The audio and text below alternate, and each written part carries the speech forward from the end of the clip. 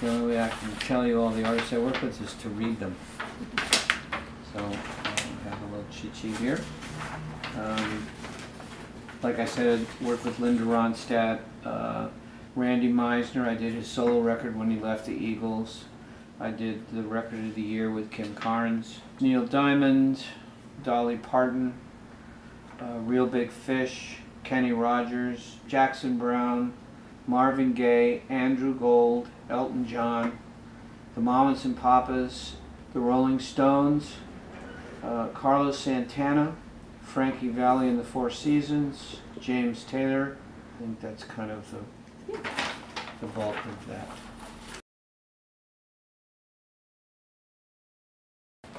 I've been playing in bands, and I was a songwriter for two different major publishers, April Blackwood and Warner Tamerlane, and then I got, tired of being in bands and having my life governed by other people, so I decided to get into engineering and production.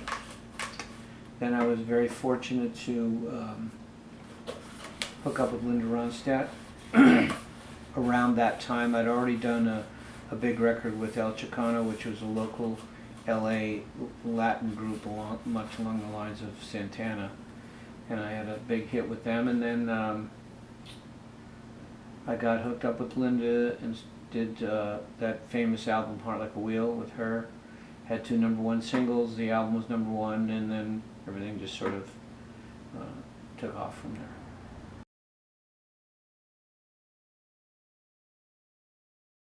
Digital distribution has changed quite a bit in the last 10 years, but when I get royalty statements, I still get paid for all the streaming, I still get paid for all the downloads, I get paid for the same things, just on a much smaller scale. But in my sense of it, it comes out to about the same. It doesn't change much. 10 years ago when I got paid royalties on artists that I'd worked with, it was a certain dollar figure, and 10 years later, in the digital world, it's kind of almost the same. Yeah. So I think from somebody starting out that doesn't have a huge catalog like I do, it would be very different because it's much less percentage-wise.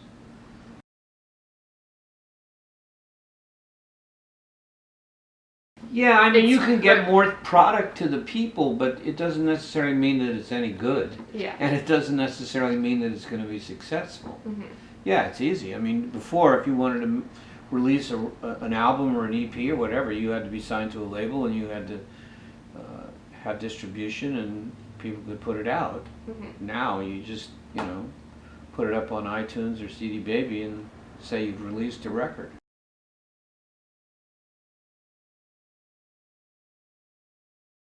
I just don't think that, independent artists and independent labels can compete with majors still to this day because they don't have the bankroll.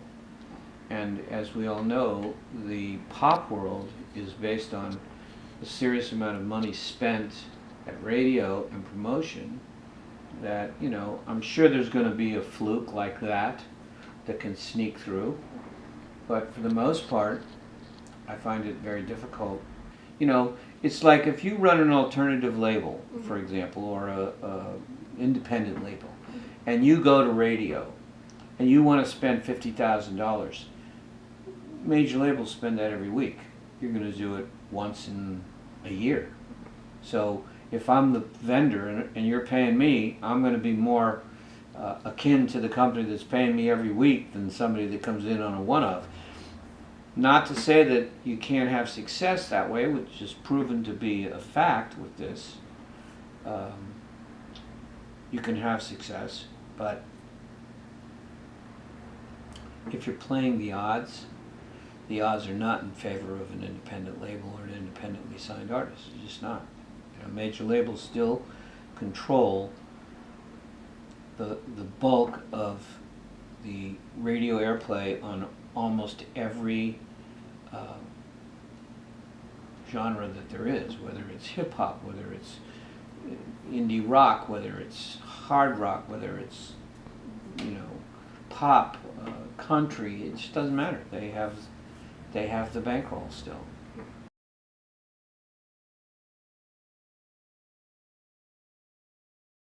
Major labels traditionally are going to pay you.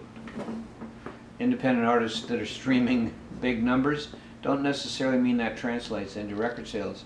One of the biggest artists on the internet had like, I forget, 30 million followers.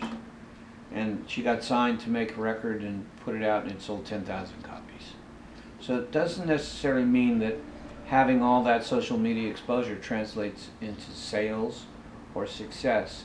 It still comes down to the song and how it's done. I think it's about 80% radio driven still. Mm-hmm. Independents, are always going to have a harder time getting to radio than the major labels.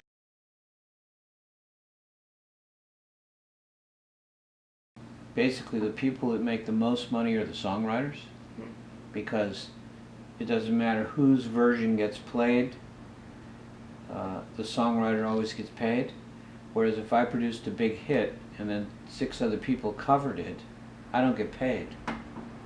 So I'd like to see that it got distributed in some sense to the people that created it first,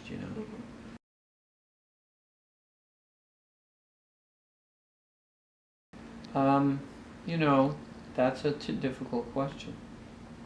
It's difficult because everybody has their own path. None of them are the same. I mean, Ed Sheeran was busking in the subways in London 3 years ago or 4 years ago. And look at him now. And nobody's to say that's the path, He just happened to be at the right place at the right time, had great songs, and it happened. But is there a map? If there was a map, I'm sure everybody would be following it so that, they could all end up in the same place. But I don't think there is. I think every situation is different. Even in today's world, there's no set pattern to any of it.